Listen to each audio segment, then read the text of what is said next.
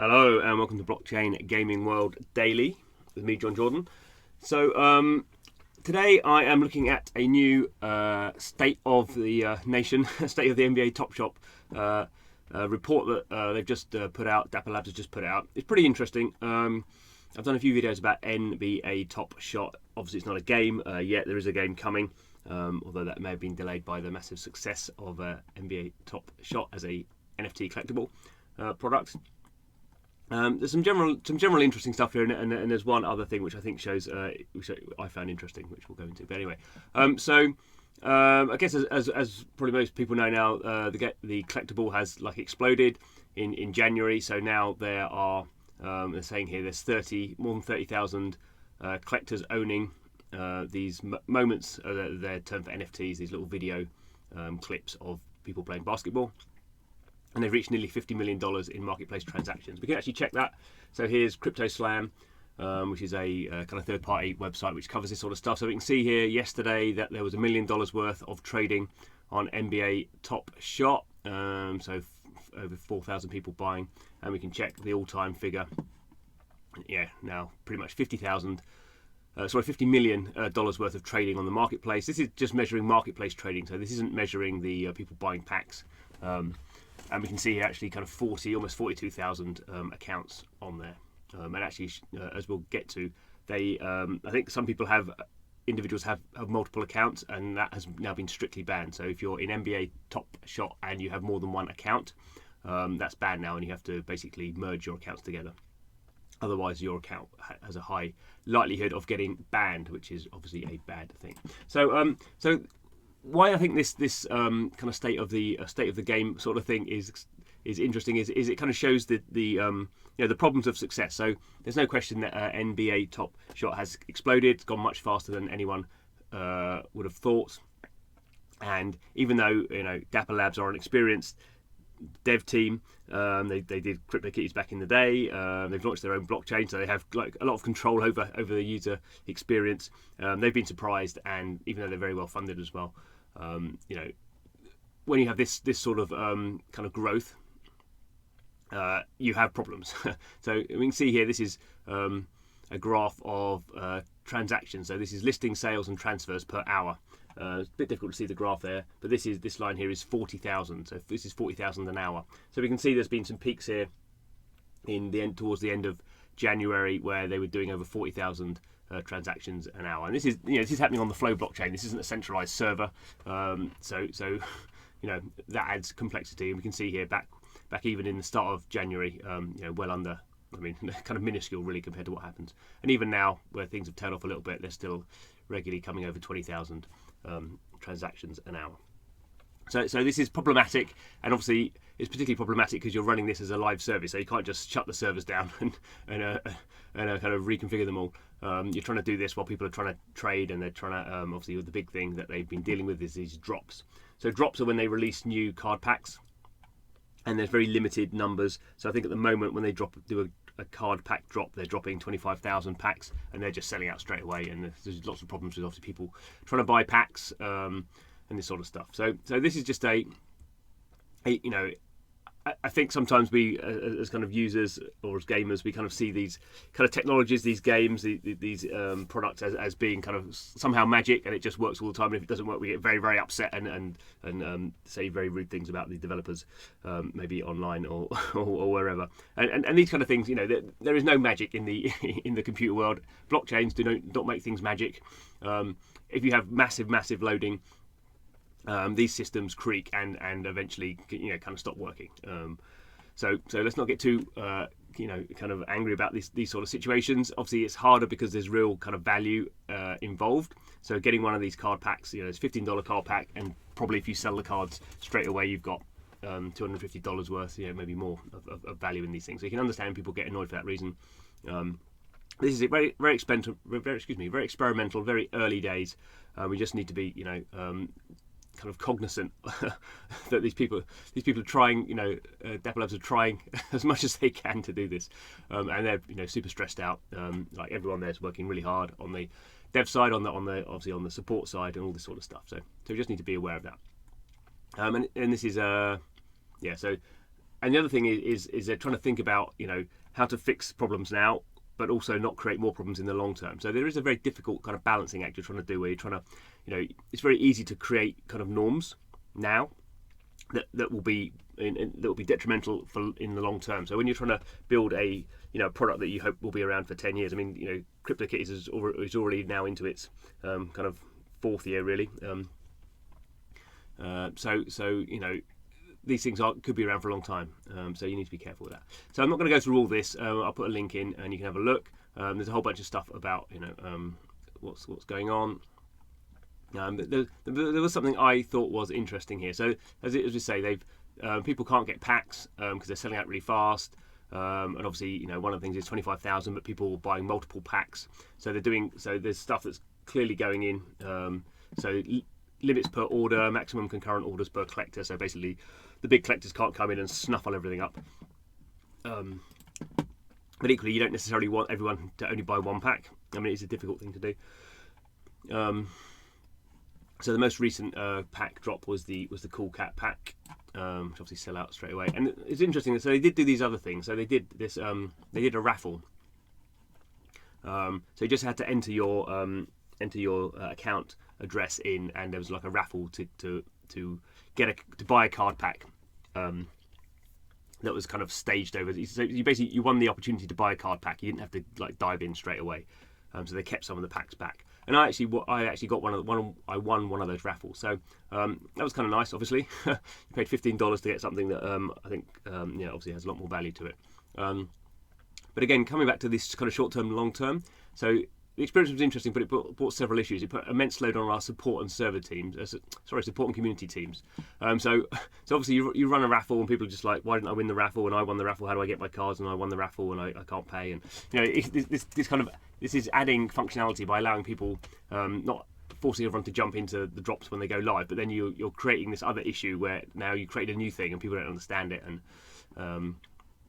obviously, some people try to game the raffle, so people have multiple addresses, and we'll come to that a bit more going on. And obviously, Dapper Labs are having to work out some of these sort of things. So the anti-fraud team is more busy for them because you created this new way of kind of handing out packs. And some people did get multiple packs, and there's going to be swift action taken. So we are definitely going to see for NBA Top Shot the kind of ban hammer coming down. We know people with multiple accounts, they are going to get banned unless you combine them all into one account, because there's particularly issues with money laundering if you've got multiple bank accounts and stuff. They want to kind of clear up that sort of thing. But the thing that I found interesting, so this is me, sort of. So I'd also like to say that if you successfully got a pack for $14, it isn't cool to instantly flip it or try to exploit the system. Now, I thought it was interesting, because I did instantly flip it. I didn't actually sell it, but I had one card in the Cool Cats. So basically so you get a pack of 5, and 4 of them are common cards called common base cards, and one of them is in the set you of the pack that's been dropped. So I haven't it's not sold yet, but I did instantly put one on the marketplace. And it's interesting that they say, now this might be more of a personal view from the guy who wrote this than the company, but it is, I think it does. And obviously, they're under stress. So I'm not just going to take this line and do what I've just told you not to do, which is like badmouth the development team. But it does strike me as interesting. So and I can't like the terminology. So it's not. It says it isn't cool to instantly flip it. So okay, I'm fine with not being cool. I'm not cool.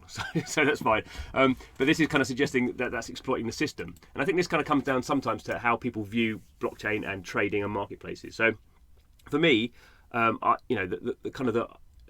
collected a few sets in NBA Top Shot, and I've got those sets and I'm keeping them. But other things I get, it's not part of a set, and I know I'm not going to be able to collect the set. And these cards in this set, the Top Cats, Cool Cats, ones are selling for hundreds of dollars. I'm not going to spend thousands of dollars putting the set together. So for me, kind of putting it on sale is actually allowing people who do want to collect that set, giving them the ability to do it. And I'm not setting the price ridiculously high. So I just set the price, and as I say, it's not even sold yet. So while I'm not cool, that's fine. I don't think I'm exploiting the system by doing that. I think I'm helping the system because I don't want this pack, I don't want this card, and other people might want it. And obviously, if no one wants to buy it at the price I put it at, it's just going to sit there, and and that's fine. So, but it's interesting. And I kind of think you can kind of start to see how it is very hard to make decisions about these things, where someone like me who isn't trying to particularly make money out of it, but kind of lucked out by getting this raffle, and then puts this thing for sale, is kind of not what they want me to do. So, and then they say we will continue to make sure we're offering packs to collectors who actually want them, which kind of suggests that what they think I should be doing is getting a pack and keeping it, and not selling anything, which kind of goes against the point at which even people who are collecting probably want to sell off cards to get the credits they need to buy the cards they want. So there's this kind of idea, most people are trading around in collectibles. You're trying to build together sets. So some things you don't want, you want to get rid of them. So it was kind of interesting. The other interesting thing is that, as he pointed out here, we will enable collectors to list and sell their unopened packs on the marketplace. So this is something that I did when I first bought packs. I did keep some packs unopened because I knew the value of packs can be.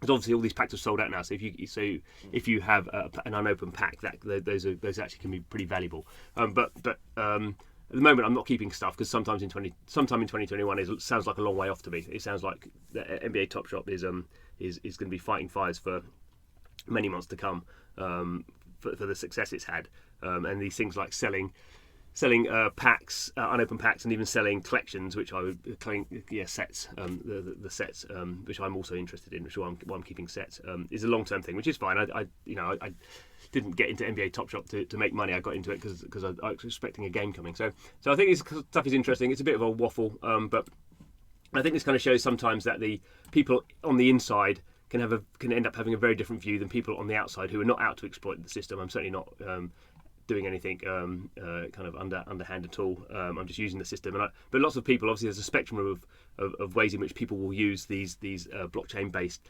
NFT systems, and people will be extracting values at different levels. People who have a lot of money and a very long term idea will be keeping their sets for 10 years and be opportunist in buying things they think are a bargain. And other people will be coming in, like the whales will be coming in and trying to raise the overall value of these very expensive LeBron cards by kind of buying them at expensive prices, which then attracts more whales. And everyone's kind of got their own system. Everyone's got their own way of playing the marketplace. And the developer's view is just one of those.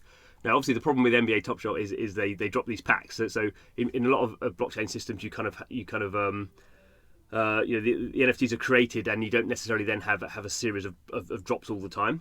You basically are letting the community, like in CryptoKitties, obviously you're letting the community kind of breed. Obviously, not letting it kind of doesn't work for this particular product, but it is interesting. I think that and I think as we go forward, this will be one of the crunch points for developers is how they can find a balance of not being as in control and over time having less control of their products, which is very hard for developers to deal with, but probably where we will be going over the next 10 years. And developers will have to think quite carefully about how they do that. And it also comes back to things like this. So I don't want to go on for too long, but there's bots, obviously automated computer systems, and so now we are, no surprise here, in the last 2 weeks there's real evidence that bots have come to Top Shot. And this is a problem for all blockchain games, because obviously all blockchains are basically computer-based systems, and anyone, or smart coders can build automated systems to make them money or do whatever they want. They could if they wanted to malevolently crash the system, they could try and do things like that. So bots are always part of it, and I think again over time we'll see developers from the get-go designing their games much more to deal with bots and actually have bots as potentially the use of bots as a positive thing. I think we'll see people being allowed to have multiple accounts, but the more accounts you have, there's ways of basically taxing accounts in a way. So the more accounts you have, the more tax you pay. So things like that, I guess, will be interesting to see how that pans out. But this is all. I think this is good if you're a blockchain game developer to read this sort of stuff, read the difficulties that success brings.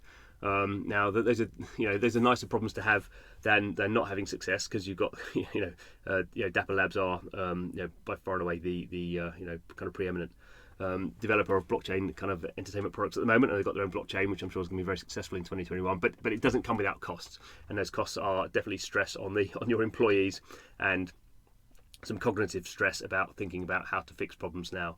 That won't make things worse in the future. And then there's no right answers, but I think,